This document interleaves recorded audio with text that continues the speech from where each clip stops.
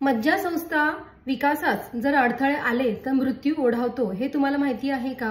मेंदूशी संबंधित म्हणजे मेंदूच्या बदलांशी संबंधित आजार म्हणजेच ऑटिझम किंवा लक्ष केंद्रित करणे असेल तर ADHD आणि मध्यवर्ती मज्जासंस्था याच्या विकासास कारणीभूत असणारे मानसिक विकार यामुळे माणसांमध्ये म्हणजे 25 पूर्वीच मृत्यू येतो, त्याचं प्रमाणही जास्त आहे हे तुम्हाला माहिती आहे. आणि महत्त्वाचं म्हणजे हे विकार नसलेल्यांच्या तुलनेत हे प्रमाण 5% जास्तही असू शकतं. मानसिक विकाराची लक्षणं ही लहानपणी दिसू लागतात, त्यामुळे भाषा, संवाद आणि वर्तन यासारख्या कौशल्याचा विकास होण्यास अडथळा येतो. ऑटिझम हा सामाजिक संवाद आणि वर्तनावर परिणाम करतो, तसेच ADHD हा लक्ष केंद्रित करण्यावरती आणि भावनांवर संतुलन ठेवण्यास अडथळा आणतो. 1995 ते 2009 या दरम्यान जन्मलेल्या 9 लाख मुलांचा त्यांनी अभ्यास केलेला आहे. 40,000 मुलांना मज्जासंस्थेच्या विकासास अडथळा करणारा आजार होता.